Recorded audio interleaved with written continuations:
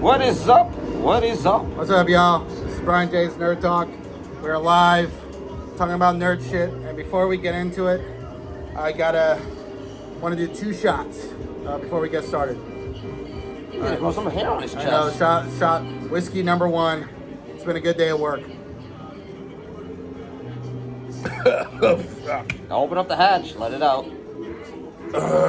Bottoms up. Or the hole. Just spilling it, dude. Oh boy. Waste of freaking liquor. That was cool. Okay, what's up, y'all? Congratulations, you'll probably have some hair on your chest. What a good day at work. You'll probably grow some hair and you'll say, oh, the hair's already growing on your chin. Yeah, hair growing on my chin, hair on my chest. That's all good. So yeah, today was a good day at work. Made some good money. Here we're talking about nerd stuff. Today we're kind of off script. We're going to be jumping topic to topic because we did not build a little bit of a list to go over things. This is very last minute, kind of. Like, I was like, hey, you want to be at Action Burger today? Yeah, okay. I was like, oh, hey, you going to be there? Want to do a video? Like, Yeah, yeah. sure. He's like, I'm working today. I'm like, It's not gonna be a long video. I'm doing school stuff today. Let's get over there. It's not going to be a long video. It's not going to be like 2 hours long. It'll be like an hour, but, you know. No, But, he's wrong. He means to say 3 hours. Yeah, but I'm getting into a new universe in comic books. Which universe is Graphic that? novels, the Inkle. I'm getting into the Inkle, which is written and co-created by Alejandro Jodorowsky, who is The author. the writer of the Inkle and the Dune. Meta Barons. No? And no, he tried to make Dune back in the 70s. He tried to make the Dune movie. It never got made because the studio was afraid he was going to go way over budget, and he wanted to make the movie like 20 hours long, which nobody in Hollywood is ever going to say yes to that, especially a science fiction movie that's going to cost $15 million. But his story ideas that he had for Dune, the ideas that he had for Dune to put into a movie, he put it all into graphic novels, into comic book form. So what he was going to put in Dune became the Inkle, and then became the Meta Barons, and then Techno Priests and whatever else. And he created a whole universe called the Yodoverse. And Yodo or Yodo? Yodoverse. I'm in Spanish, the J is usually silent. So I'm like, you know, it's Alejandro Jodorowsky. You know, so that's what I'm going with. That's how he pronounces his name. That's what I'm going with. But yeah, he's a great writer, and it's amazing that a man of his generation loves graphic novels and comics so much because he's 94 years old. He's 94 years old. He's been alive since 1929, and he just loves comic books and graphic novels so much. So all of his ideas he put in the graphic novels, and now the Inkle is being adapted by Taika Waititi, which, knowing how crazy and insane he is as a director with the type of movies he makes, his approach to filmmaking and writing does fit with the Inkle. But I hope he doesn't do too much comedy. I hope he tones down on the humor, because he could do that. He doesn't do it with Thor. With Thor, it's just straight comedy, straight ridiculous shit. But with make jokes about cancer. yeah, That I know. is Like, so, what the hell we did can't you even do take that? stage 4 cancer seriously. But okay, but with the smaller budget stuff, it's more. Oh, the hammer scene in Thor. Oh gosh, but there's the smaller budget movies. It's more of like a comedy drama. There's some profound stuff like with Jojo Rabbit, some other movie I think called The Boy, and you know, stuff like that. So hopefully with the Inkle, he could tone down all. There's still humor. I mean, the Inkle is a funny graphic novel. It's has a sense of humor, but it's not a comedy. So hopefully he might tone some of that down and focus on the crazy, insane stuff, but have like a real balance, you know. So we'll see. The movie got announced in November of 2021, and I don't know if there's any momentum now because of the writer's strike. The script I heard was completed, but we're probably gonna have a director's strike in 2 months. So That's a lot of DGA. DGA, the DGA, SAG could go on strike too in July as well. So, you know, a lot of these stuff that we're talking about that we want to see probably will be delayed or not come out at all indefinitely. So, but yeah, I just want to talk about that. And you wanted to talk about Ahsoka, right? I wanted to speak about Ahsoka.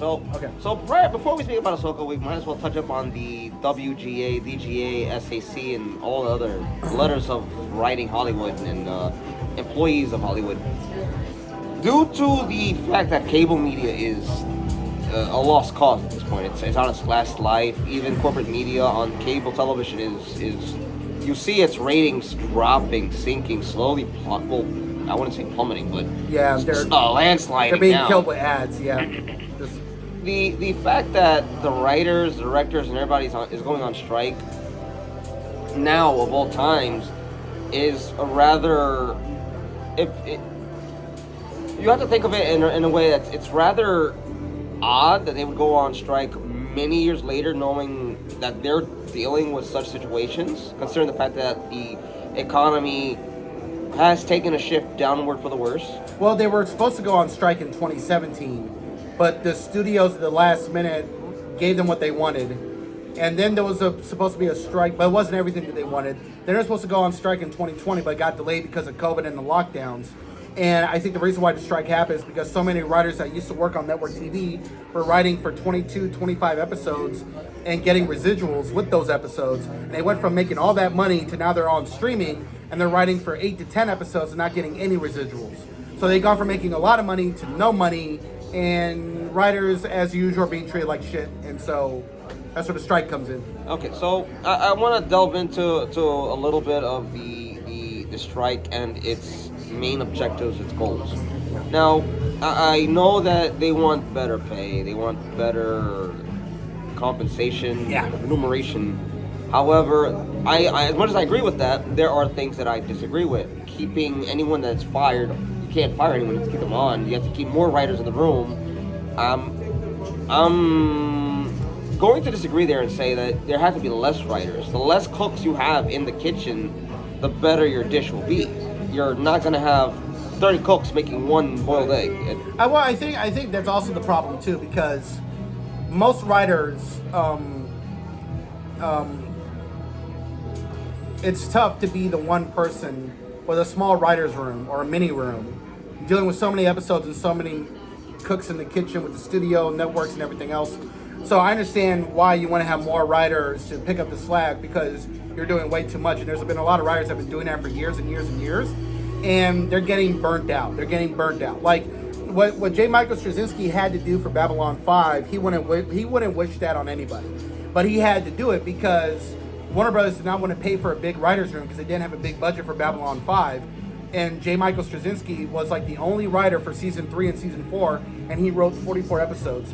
And if you look at pictures of J. Michael in 1992, and then you look at him in 1997, like he goes from having color in his hair and everything. By 1997, he looks like a corpse. Like he just like bro, he just had gray wrinkles. He looked like he aged 20 years. Like he's in his 40s. And he looked like he was in his 70s.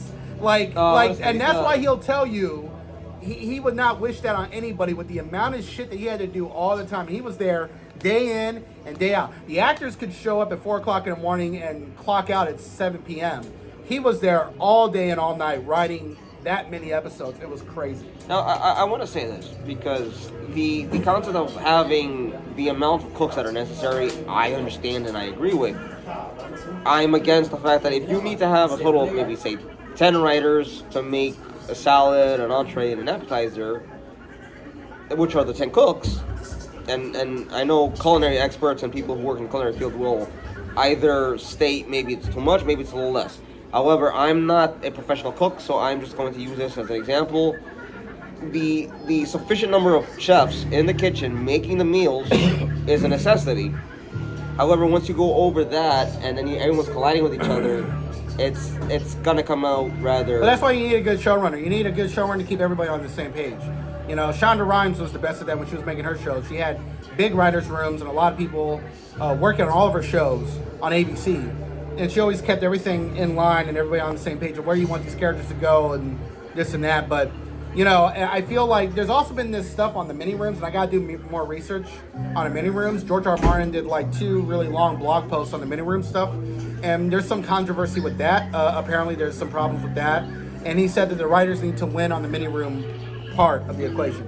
If they can't get everything else, the mini rooms they gotta win on. So, I will I will state straightforwardly, directly. I know nothing about the mini room. Yeah, I don't know nothing either. It's I'm gonna read the articles. I'm gonna read the blog posts, do the research, and see what the problem is, and then I'll get back to everybody. As will I. This is the first time I've heard that George R. Martin had mentioned anything like that. Yeah, yeah. You follow his blog? His blog is called Not a Blog, so it's not that hard to find. But you type on Google George R. Martin's blog, Not a Blog, and it's like the first two posts, the last two recent posts he posted. So yeah. So I'm gonna be honest, I don't really follow much blogging. I'm not into social media as I used to be. When yeah, I was his much blog younger. is the only blog that I read because he's actually a good writer, and the way he writes and describes stuff and explains things. He keeps things up to date with When's a Winner, a book that may never come out, but he's telling you it's coming out. I mean, it's 75% completed. It's the suspense. The suspense is all you're paying for. Yeah. It's the DLC you're not meant to pay for, but you're paid for. There's certainly more than what we get out of the writer of the King Killer Chronicles. I'm never going to start on those books because, as far as I'm concerned, that third book is never coming out. The writer doesn't communicate with fans, and every time his fans ask him about the book, he always blocks the fans on Twitter, which is so freaking stupid. It's like the dumbest thing you can do. Meanwhile, we got Brandon Sanderson. I'm a huge Brandon Sanderson fan. I can read his books all day because I know he's going to update me every Monday or Tuesday. Every Tuesday now, he's going to update the fans on where the books are at, how far he is. He's getting closer and closer. He lets you know on his YouTube channel when Stormlight Archive last year in August, he told everybody it's going to be delayed by a year because this book is going to be super long and I need a lot more time to write it. That's the thing. That's great communication. He just tells you. See, a lot of writers today, I want to differentiate Hollywood writers versus authors because that's what a book author is. A writer that writes books is a book author. Yeah, novelist. A novelist. They know what is necessary for their story, and they know that without their fans, that story will not succeed the way they wish it to, so they can continue making on and building upon sequels of that story. Yeah, and Brandon is a very special case. He's a very special case. Most writers do not do the level of communication with his fans like he does. It's amazing. Now, I want to say one thing, moving away from novelists. Okay. Hollywood writers, I'm concerned because I worked at a bakery many years ago, and they had a union. Now, the problem with unions is that you have unions that work and represent the constituents of that union, and you have unions who just work, receive the money, don't really do anything, but will defend the constituents for every little wrong thing. Showing up late, not being at work, leaving the job, smoking, drinking, just suddenly disappearing for 5 hours and coming back and closing, things like that. And that's what the unions. Can you imagine without a union? It's worse. Like with game developers and people working in tech, they get the worst schedules, the worst working hours, the worst everything because they're not unionized. And then you got people in unions. They're like, well, I'm dealing with the same thing. It's like, yeah, you're probably getting screwed over too. And that's the problem. This is where I see the argument of pro-union versus anti-union. I don't want to say all unions are like that because not all unions are the same. Some unions will do the stuff for the constituents. Others will simply just sit there and collect paychecks, deposits for whatever service they may want to provide. And sometimes they'll leave their constituents out to dry. So when it comes to unions, I'm very skeptical, but I'm in between in both for and against because I've seen it firsthand. The company unfortunately did go under, so yeah. That's one case that I cannot use for every other issue, especially for Hollywood.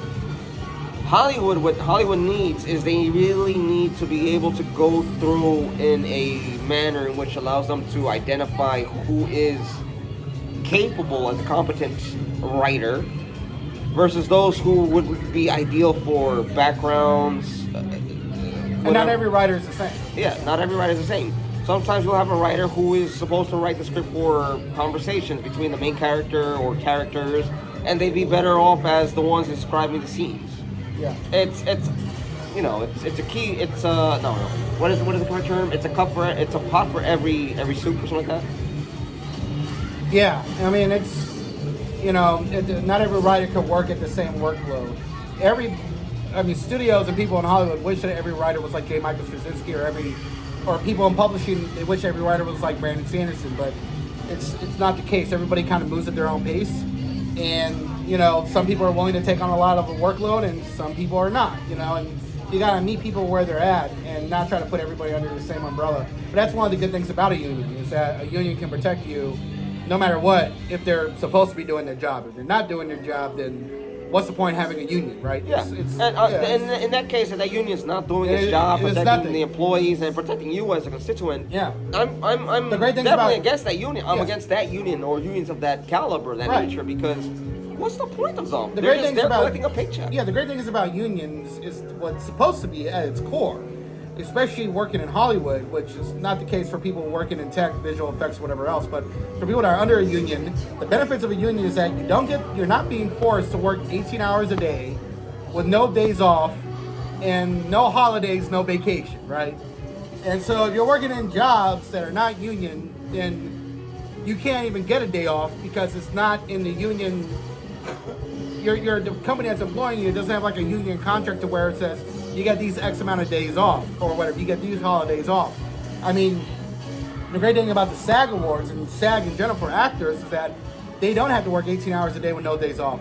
But even with that union, it doesn't trickle down everywhere. Like movie stars like Tom Cruise don't have to work 18 hours at all. In fact, he can do whatever the fuck he wants. Right? So when Tom people, Cruise can when do people what he say wants. when people say you Yeah. know it's the studio, it's the company, it's Yeah. no, it's kind of both Yeah. the studio company and it's also the union. That's But not if you're a for big you. movie star, you can do what you want. Tom Hanks can do what he wants. Tom Cruise, Denzel Washington, Will Smith, even today, can still do what he wants, even with all that. But wasn't he dropped? no, he's still working. He's got I Am Legend lined up, the sequel that's still going, and Oh, you mean Aladdin 2. For the record, when it comes to I Am Legend, the movie that Will Smith had performed in, it is entirely different from the book. Right, the extended cut is closer to the book. That's the funny part. The theatrical cut had nothing to do with the book. The ending was stupid. The extended cut, which is where they're making the sequel based off of an ending that most people haven't even seen, which is so funny, that was closer to the book. But the thing is about unions is that for TV actors, especially in the 20th century, the 90s, TV actors were treated like shit, especially if you work for Paramount. And Star Trek shows, those actors were working 18, 20 hours a day. Like 18 hours a day, 20 hours a day. And the only times they would get a day off was Saturday and Sunday, and sometimes they had to work through the weekends. And that's for actors that are under, yeah, I'm good. And that's for actors that are under a union. So even with the union, the TV actors can get completely screwed over, while the movie stars, the big stars like Brad Pitt or whoever else, they get treated with kid gloves. They get treated very well. In fact, they're the third child in every family relationship. They're the third child because they're special. Yeah, and not only that, the producers sometimes will become nervous, especially if you're a big time actor that's putting asses in the seats, and you have box office hit after box office hit after box office hit. If you're a main A-list actor and you're like late on set, like if you're not there on time, sometimes the studio producers will not even try to tell you off or tell you shouldn't be late, right? Especially if you're a big star. But on TV, it's a totally different thing. If you're late, you're fucked. Well, yeah, because TV Like, is TV, you just get television fucked is a over. schedule. Television has a schedule, whereas movies, they can delay it a day, 2, 3, maybe a week, month, who knows? Yeah, but even big budget movies have a release schedule. It needs to come out there. But it's just that they treat the A-list actors like kids, basically, and treat them with kid gloves, while the smaller, lesser-known actors on TV are treated like shit, with very few exceptions. Now, the one thing I do want Babylon 5, they allowed the actors to only do 12-hour shifts, with a few exceptions, because they wanted the actors to have a life.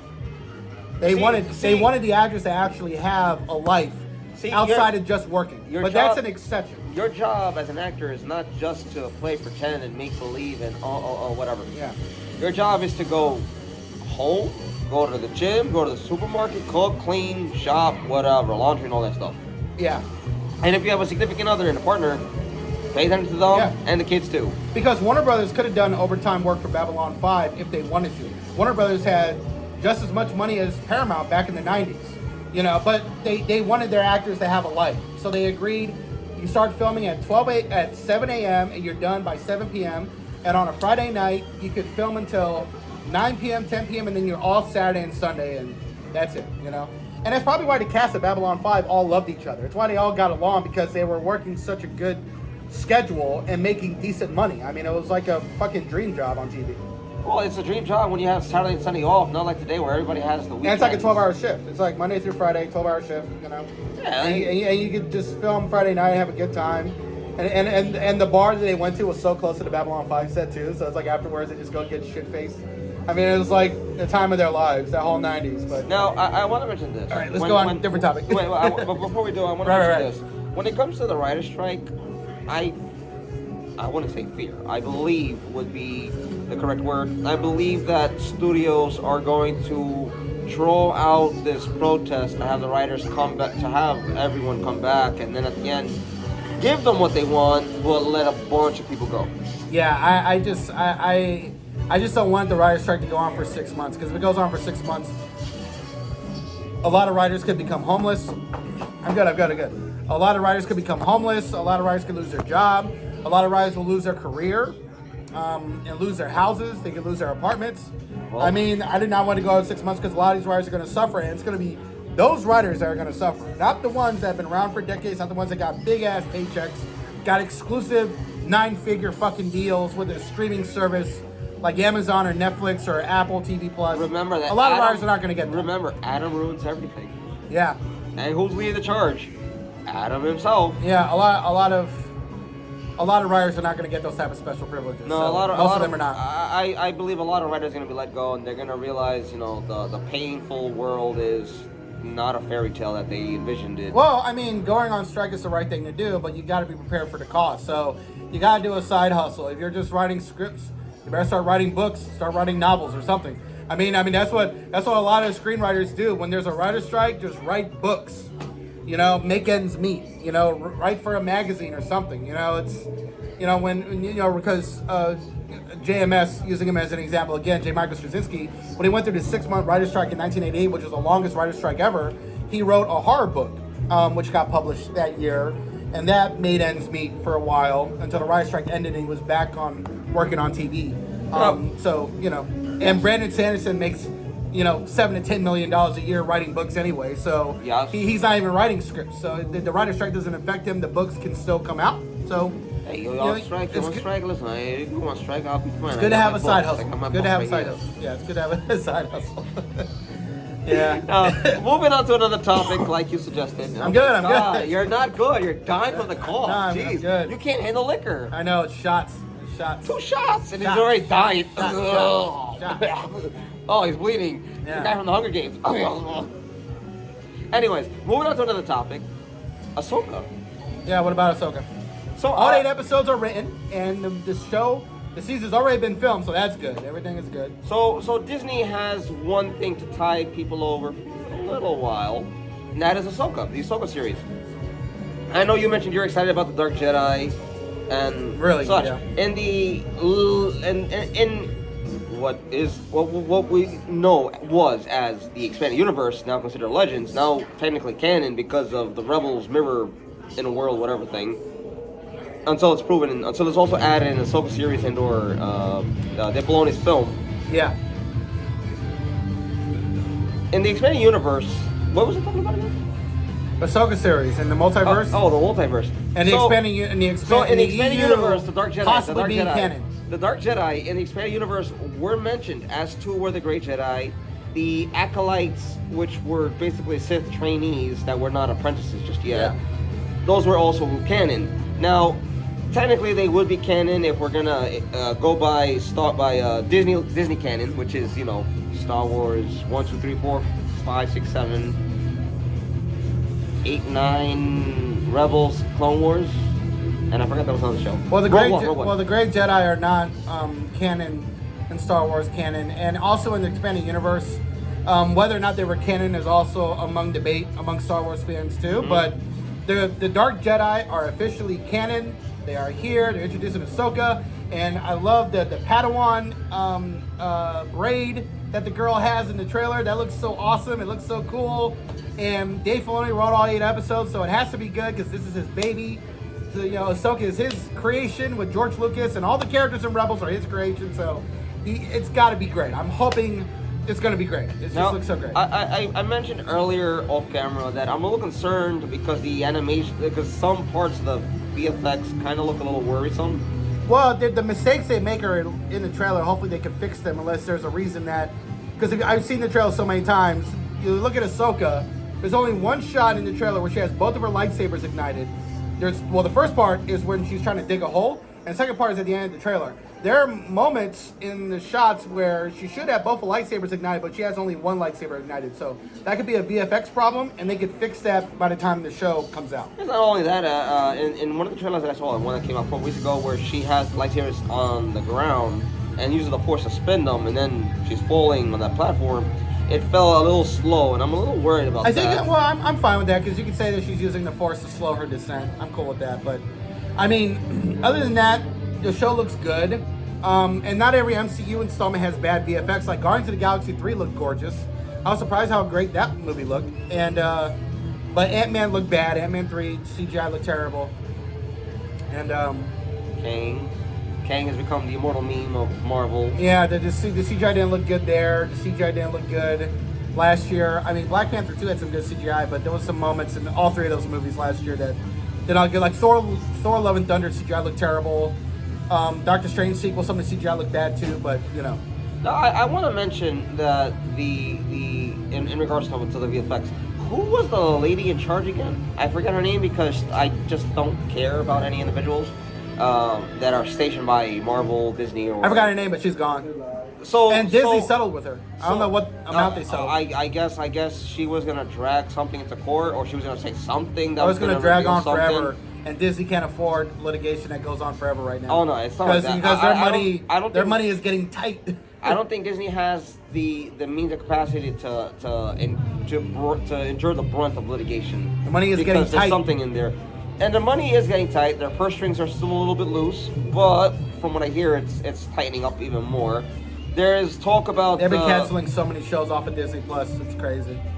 No, they're copying Netflix. Well, Netflix is also copying HBO Max. HBO Max is leading the charge. Look at that. Yeah, they finally made a profit. They finally had a profitable quarter. After all that money David Sadler had to save by canceling this, getting rid of that, taking this off, has led to a profitable quarter. And, you know, it's because HBO makes quality TV, and they focus on quality over quantity, while Netflix does quantity over quality. And people are getting burned out, even though people are subscribing for the shows they want to watch. They rarely get a hit that has great quality, that is like a phenomenon, like Wednesday and Stranger Things, you know, or Bridgerton. I want to say that I'm really glad is it Jenna or Jenny? Jenna Ortega is the one playing Wednesday. Yeah, she's really bringing Wednesday to life. And I love that she corrects the writing of all the terrible writers. Apparently, some of the writers believe she was going to do something that's not in Wednesday's character. She changed that. And she also changed the dialogue in this stupid love triangle that she did not like. She was like, Wednesday's not supposed to be in a love triangle. Even I felt that way watching the show. I was like, this love triangle doesn't really fit, but whatever. She changed a lot of the dialogue. It made it better. So, you know, and since the show is a hit and she's taking all the credit, she's going to be more and more in charge as time goes on. And she could be a real diva going forward, but as long as the show's good and she's making it better by changing all the writers' dialogue and writing, who knows? Who cares? Who knows? Who cares? Yeah, let her be a diva. Let her be a young J-Lo. Let her be a young J-Lo. Okay. Young J-Lo. Let her be a young. She'd be the much better J-Lo. No, let her be a young Jennifer Lopez. Let her be a diva, and just tell the writers. No, I wouldn't want her to be Jennifer Lopez. Oh my God, Jennifer Lopez is hated by her own people in the Bronx. Okay, yeah, but. Let's let Jenna Ortega put those writers in their place, because we got too many incompetent writers. There are a lot of middle school graduate way too much fiction content writers that just really. And that's the problem with having too much content, is that all the good writers are busy working, and so you got to settle for the shitty ones. And then you're flipping a coin and you're playing Russian roulette, right? Maybe this writer will be great, maybe this writer will be terrible. Who knows? But that's money down the drain. If you're gonna play Russian roulette, actually play Russian roulette. Play with a blanket at least. So you know that person's not playing anymore. Like AMC took a chance with Breaking Bad on that writer, Vince. Let me look up his name. AMC took a huge chance on that guy, and they got so lucky, and it turned out to be such a masterpiece of a show. I think it's Vince Gilligan. I believe it is Vince Gilligan. I could be wrong, unless I'm thinking of something else. But yeah, AMC got really lucky with him. And with The Walking Dead, it was the opposite. They wanted to do too much studio interference, and they messed that show up. Yeah, Vince Gilligan, he was the creator. But they got very lucky with him. The problem with The Walking Dead is after it reached a certain point where it was almost on par with the comics preceded, they deterred so far from it. Well, they kept dragging and dragging. I think what happened was AMC fell in love with the ratings, and they were like, we did not know we could make a show that could be this much of a huge hit. And so they got rid of the original writer and showrunner, and originally he had a 5-season arc. And then they were going to do other spin-offs. And they should have just done that. Instead, they had a show that went on for too long. It was great, and then it went to shit. And then it became great again. And it ended well. The series finale was good, but you were around for too long. You should have done what, what's his name? The director, the creator? Vince Gilligan? Not Vince Gilligan, The Walking Dead. The The original creator. He directed. He wrote and directed The Shawshank Redemption. Shit, I can't remember the name. I'm drawing blanks. Because he got replaced by another showrunner, and then he got replaced by Scott Gimple, who started off good and it really fucked it up. Frank Darabont. Frank Darabont developed the show. He created the show, and Frank Darabont had like a 5-season arc, and then AMC. All right, I'm good. And then AMC completely shit the bed and got rid of him. And then they screwed up the story by killing off Carl, which is so stupid in season 8. That was one of the worst things. It destroyed the story. It pisses off the comic book fans, and it pisses off the show viewers. And then people started giving up on the show in season 8 and just started checking out. Because I'm like, you're just fucking up the whole story. But I stuck to it because I skipped season 8. I didn't watch season 8 at all. I was like, fuck all this. This is terrible. I'm not watching. And then I came back for season 9. And I was like, oh my God, this is great. I'm loving this. This is great. And then it got better and it was great, but people just checked out. Like for instance, if you want to have a show go on, you need to make it engaging. You need to make it where people are excited and looking forward to what comes next. Like House. House did well up until the actor, I forget his name, he quit, I believe, because his reason was that the terms, the words, the names of diseases and medications were becoming more and more complex and complicated that he just didn't want to do it anymore. Right. Thus, for House fans, our hearts were shattered when House came to an end. Anyways, but speaking of Ahsoka and Star Wars, I have high hopes. I don't want them to have Ahsoka defeat Thrawn and that's the end of the Empire for good, because it just, what's the point of having Thrawn in a series alive and proving himself as a character, who he is? Well, based on the writers and what's been said, it looks like the end of Ahsoka will be like The Empire Strikes Back. So I think whatever Thrawn's going to do, he's going to be successful. And this will be a very different Star Wars show from the previous shows in tone and how it's going to end. I think Dave Filoni knows what he's doing. I'm hoping that it's dark. It is that dark underworld. Well, not the dark underbelly underworld of Star Wars. No. The dark, more dark, mature side of Star Wars that fans have always thought of but never seen. Right. That's what I hope. And I hope this because of a number of reasons. One is that you'll actually get to see where the Jedi and the Sith draw the line, truly. Because the Jedi and the Sith, if I know people say the light is good, the dark is bad, but if the light uses the dark, they turn bad, and if the dark turns the light, it gets convoluted. Your mind, you get lost. The Jedi and the Sith are two sides of one coin. How you choose to wield the Force, and I know there was an argument made about how the Force is, it's based on its users, on the wielder's drive of the emotion to why they're using it. You're distracted. Right. No. I know what you're saying. I hear you. Now, so I'm hoping. Excuse me. I don't want to say I want. Whatever that song was. Whatever that song was. I don't care. Right. I want to see the parts of Star Wars where Ahsoka is a Jedi or former Jedi, because now she's no longer bound by the rule of peace and the chains. she's able to follow her own path, her own destiny, choose what she wishes to do. There are in expanded universe, legends, canon, in another dimension. There was a Sith Lord who did no evil, who killed no one. He just learned the ways of the dark side. He became so knowledgeable, so powerful. He returned to his home planet after leaving to better the lives of his people. I want to see where Ahsoka goes and how far she's willing to go as a character, as an individual, and as somebody that's able to wield the Force. Also, in regards to that one comment I made about that one species, that one race that is able to wield the Force, they're not wield the Force, that they're able to see they're able to see visions of the future and things like that, but they don't wield the Force, but they have access through the Force. Right. Without actually having the Force. Right. They're the Voss. Voss. Yeah. That is the race. It's kind of. Oh yeah. Okay. It's like mystics and doctors, herbal. Were they ever in Clone Wars? Were they ever introduced? Don't recall if the Voss were ever introduced in the Clone Wars. I do know that they are in the era of the Old Republic Sith Empire. So Okay. it's most likely a species. Yeah, that, and the Sith and things from expanding universe are canon from the Sith Empire.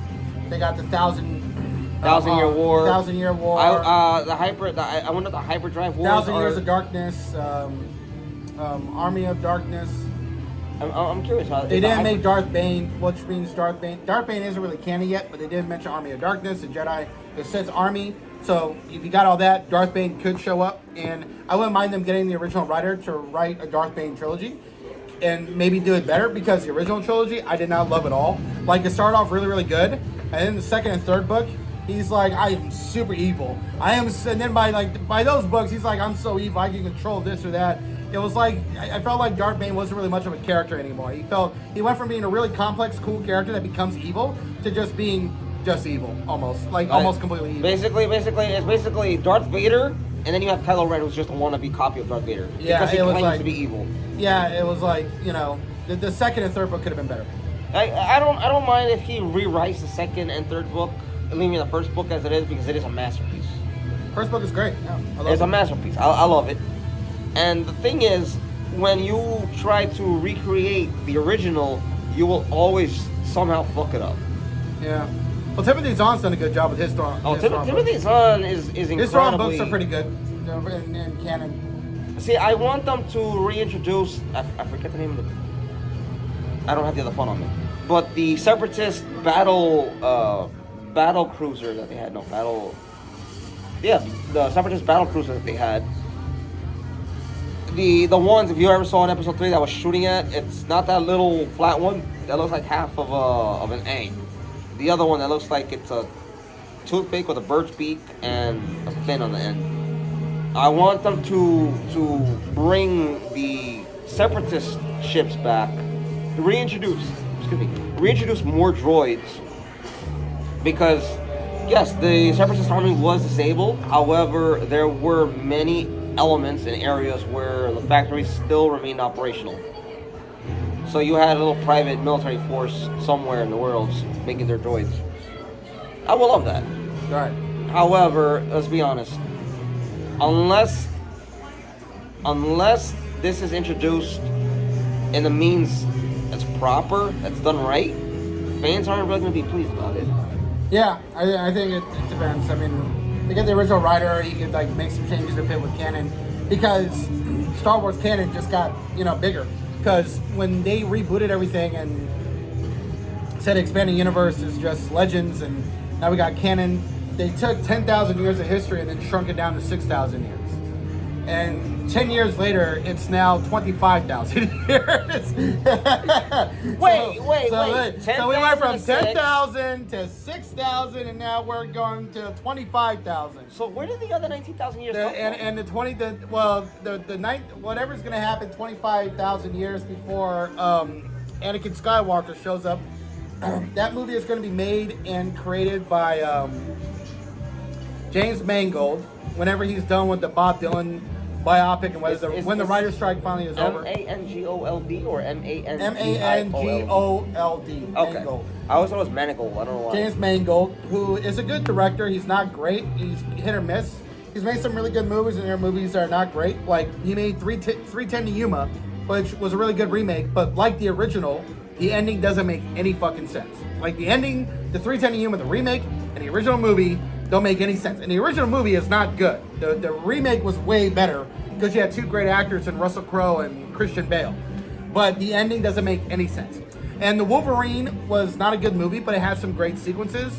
Logan was amazing. Logan, I love. Logan was done beautifully. Logan was a fantastic. It was a great way for Hugh Jackman to end his to end that character, that timeline, to end that story. Yeah, story. It was great. Of course, he's coming back. You know, Deadpool and Wolverine. Deadpool 3 with Wolverine. And I wonder if we're gonna get the annoying Brocon thing going on, like Deadpool needs Wolverine's attention 24/7. It's like and just Wolverine like, I hate you, go away, shut up. I wonder if we get that. Yeah, it's like I just love how they have Ryan Reynolds and Hugh Jackman pretending to hate Ryan Reynolds, and like their teaser for the movie was just them being in the cabin working on the movie. And he had Hugh Jackman in the background who's like fucking miserable being around Ryan Reynolds. It's just so funny. Although I did love the original story idea that Ryan Reynolds was pitching to Disney, where he doesn't make Deadpool 3, he makes Deadpool 4. And the first 30 minutes of the movie, they're recapping everything that happened in Deadpool 3 that led into Deadpool 4. I was like, that could work. That would be great. I would love that. You would never end the series with a third film that sucks, because you would have a film that's gonna do worse than three. That would have been so great. Yeah, because third movies usually suck until recently. Recently, we've gotten some second sequels, third installments that are good. Very recently. Now we're getting fifth installments that are good, like Scream. Scream 5 and 6 are the best Scream movies since the first movie. I'm gonna say this. It's like, wow. I'm gonna say this. That one trailer for Scream where she's walking towards the closet with a gun pointed straight out. Yeah.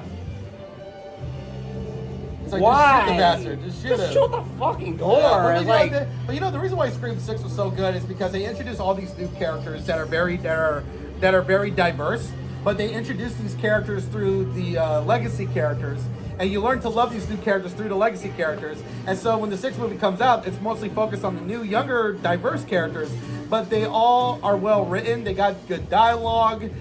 They're really cool characters. They fit within the entire universe, it's just really fun. It's not doing political anything. It's no agenda. It's just a slasher horror movie where you get some awesome freaking kills, some really cool violence. Yeah, there's no agenda. It's just really cool violence. There's no writer with a long mustache twirling it like agenda. It's so cool, and and the women characters are not made to be better than the male characters to make the male characters look bad. Some of the male characters are really cool too.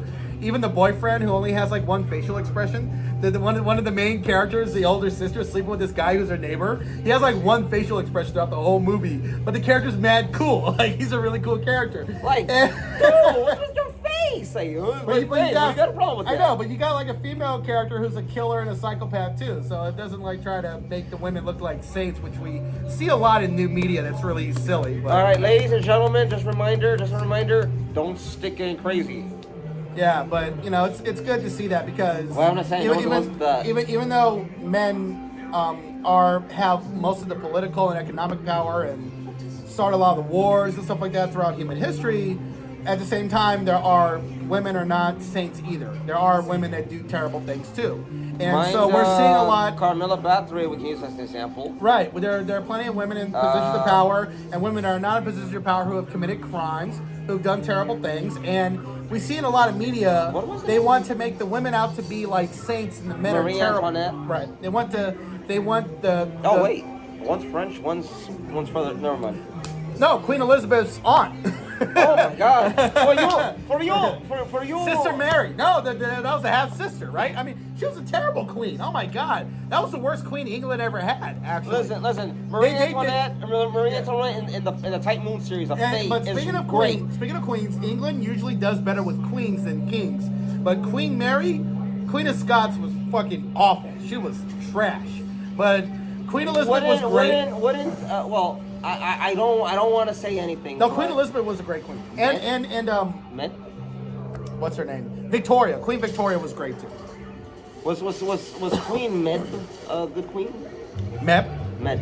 MEDB. I have no idea, but it must have been. But I will but no, there. the reason why they'll say England they do better under Queens because under Queens they made the most like technological and economic progress in the last 500 years under Queen's reign in comparison to the Kings. like Kings made the most progress 1,000 years ago. But what I'm saying is that there are women who do terrible things, and so it's cool to see in Scream 6 like not everybody was a saint, and that was pretty cool. So I want to mention one thing because now Disney's gonna go 25,000 years into the past. Yeah, I want to mention this to James a lot of Star Wars fans that are sticking with the Disney Star Wars as well, and Star Wars fans that stick to episodes 4, 5, 6, 1, 2, 3, 4, 5, 6, because the last 25,000 years is now canonized. It's becoming canon. It's becoming canon. And what I love what James Mangold said, he says, I want to make this Star Wars movie like the Bible. I want to make it like King of Kings and biblical epics that were made in the 20th century. I'm like, that is the best mentality to have when you're making a movie about spiritual people like the Jedis and the beginning of the Force and the earlier remnants of the dark side. Like, you got to make it like you're making scripture, like it's biblical stuff. I mean, that is, his mentality is the right mentality. So hopefully under Bob Iger, the movie comes out. I want to say this, though. Hopefully Kathleen Kennedy be like, oh, wait, we didn't agree to this. You're fired. You know, let's not do this. Let's not do this rinse and repeat shit. I hope that Kathleen Kennedy is gone by then.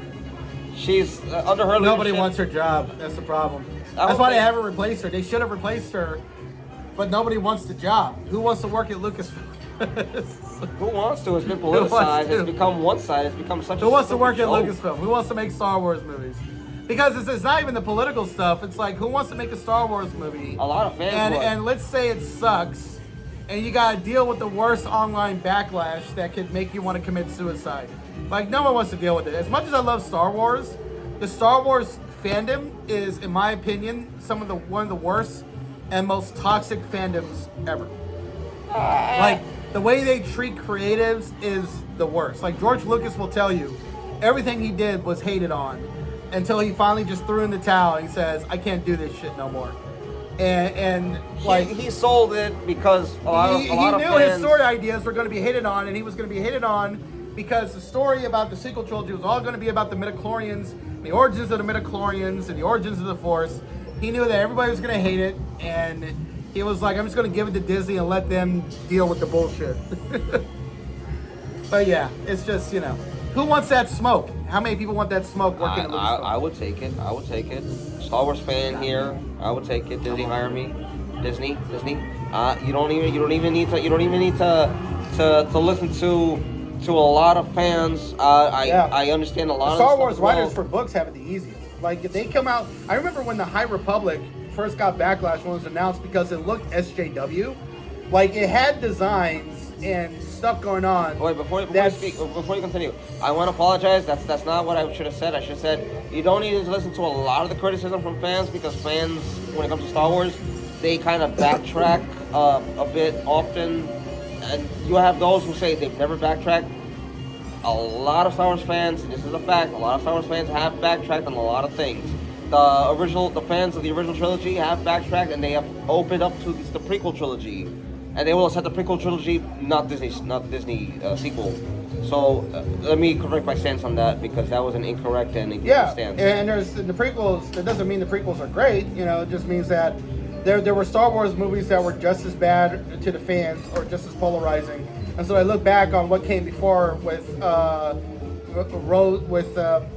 better view or revisionist history, because when you see something that's worse, it makes you look back on what was bad and be like, oh, it wasn't that bad. It's like, well, it still is. Like, Star Trek Enterprise is still not a good show. Just because Discovery is a fucking mess doesn't make Enterprise a good show. Both shows are not good. It's like, but... Order? Food? Onion rings? Married ever been full of you? All that time? Oh boy, you just... No, I'm gonna need fresh hot onion rings. You got his wife in trouble. Oh man, Marion's in trouble. Oh well. But anyways, I'm not gonna comment any further on that. Oh well. But back on topic, the High Republic, when it was first announced and they showed the character designs and everything, it was called SJW because it looked SJW. with the character designs, what was going on. So people that were a bit upset, or there was backlash. And then the books came out, and the books are well written. Have great writing, great world building, great everything else. What was the book? You got Claudia Gray doing the best shit she's done in like a long time. And the High Republic is New York Times bestseller after New York Times bestseller after New York Times bestseller.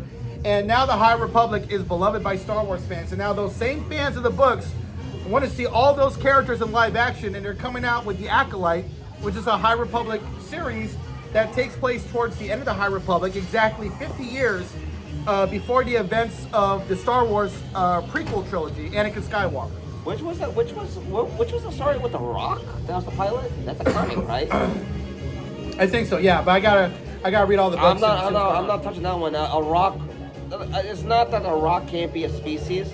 It's just the idea that the way things were named and how everything was retconned. Yeah, from and people also like the kids show that's for High Republic too, the one that just came out May 4th. So when I say kids are enjoying that. So when I say you have to take a lot of consideration or not to mind a lot of the criticisms, because Star Wars fans aren't entirely unified on their view. And it's not that I'm disrespecting Star Wars fans, it's that a lot of Star Wars fans I hated it, and then 5 years later, I like it actually. I know. I mean, that kid who was in Phantom Menace was bullied in school. He was bullied in middle school for being in that movie. Like, that's crazy to me. Like, if I was in a Star Wars movie, you better believe I'm letting everybody know about it. And I'm going to be bragging about that shit till the day I die. I don't care if you hated the movie or not. Okay? I would be bragging about that shit. For him, it was like hell on earth. He was being bullied by kids every day for being in that, what they call that stupid, terrible Star Wars movie that came out. Like, and he was under so much stress. It broke him mentally, and now he's dealing with schizophrenia because of how terrible his childhood was. It's so sad. He's also camera phobic too, because George Lucas made him do 60 interviews a day. So now he's scared shitless of cameras. It's like he's got camera phobia. It's crazy. What is it, photophobia or something like that? I think so, yeah. I'll look into what that's called, but fear of cameras is something that is very, very hard to even manage, because there are cameras in everything: phone, computer, iPad, on the bank telling, the ATMs, all that stuff has cameras, security cameras. So I imagine he's somewhere where there's a lot of space, distance from other people. Yeah, but you know, it's tough. But on topic, High Republic is beloved now. When I saw Star Wars Celebration this year in London, that whole thing was freaking packed. And in those panels for High Republic, there was a huge crowd, and they were just cheering on all the writers, talking about the characters and everything. It was so amazing, and seeing Claudia Gray get all the praise that she gets, because Claudia Gray is the best Star Wars writer writing for Star Wars canon, hands down. I love Timothy Zahn, I love all these writers, but Claudia Gray is numero uno, and lucky for me, she said Lost Stars 2, the sequel to Lost Stars, will be coming out eventually. So I'm happy about that. I am so looking forward to that. I'm gonna just don't say number uno otra vez, please. And then, you know, if Lost Stars 2 is coming out, and it's a sequel to Lost Stars, huh? I said, please don't say number uno otra vez. Don't say number uno again. What, Lost Stars? No, numero uno. Don't say it again. Please. Don't say it again. Just say number one. Stick to number one. I like saying numero uno. Yeah, the way it came out. It sounded bad. I was like, oh my God, no. My Spanish is the worst, but with Lost Stars eventually coming out, it sounds like it could come out in 2025 because Star Wars New Jedi Order is going to be taking place 15 years after the sequel trilogy, and Lost Stars took place during the Empire era, leading into the end of the original trilogy. So if there's like a 30-year time jump, it could be about the two love interests who are fully grown, and maybe they got kids, maybe they're still together, and maybe they're fighting against the First Order, and maybe they could do like a time jump, and they're like alive during the New Jedi Order, hearing about all these Jedis that are coming in. And that's the cool thing about the New Jedi Order, is that what's cool about this movie with Rey is that magic and the Force is coming back, and it's going to be like in an all-time high. You know, because it was at an all-time high with the New Republic, but not as high as it could have been. And the First Order came back, and it's like, we're just going to get rid of all this stuff. We're gonna be exactly like the Empire. Only have the one Force user working for us, kill all the other Force users, and destroy democracy and all this other stuff. But now they're gone, and we got the new Jedi Order, so magic in the Force could be at an all-time high, like in the prequels and even before that in the High Republic. There's no magic in Star Wars. It's only the Force. Right, but it is like magical. It is like a magical thing. But it's like it's going to be at an all-time high with Rey trying to recreate the Jedi Order. So I want to see that. I want to see what that's like. How do people react like that? Because you're going to have people in the galaxy that are going to be skeptical because they've never seen it. They're basically going to be atheists, and then they're going to see it for the first time, and be like, "Oh, wow, this is real. Like this is real. This power is real." Like I had no faith, and now I know it's true. Like Han Solo going from not believing in it to believing it, you know? I'll just block the camera. Yeah, I mean, we'll see. It'd be really cool. So yeah, it will. Now, there's one more thing I want to mention. I want to touch up on. The 25,000 years, because it is being canonized, Palpatine is not the strongest person anymore. right. Palpatine, I know a lot of people say, oh, he can open up, he can make wormholes. I'm like, if he can make wormholes, why did he build a Death Star to fight the Rebellion? He could just destroy them all in one blink of an eye. Yeah. Now, the reason why I say Palpatine is not the strongest is because you have people like Darth Vashade, Darth Vashade, or I'll remember his name later, Darth Nihilus, and so on and such, who fed off life with the Force. Darth Vashade would eat literally the whole. He would eat the very life on planets. He just absorbed, like. Well, we don't know away. that character is canon yet. Well, if Knights of the Old Republic remake comes out and has Darth Vashade, the Immortal Emperor, then the Immortal Emperor, Darth Vashade, Valkorion. Wait, was he in Knights of the Old Republic? No. He was in the Old Republic game.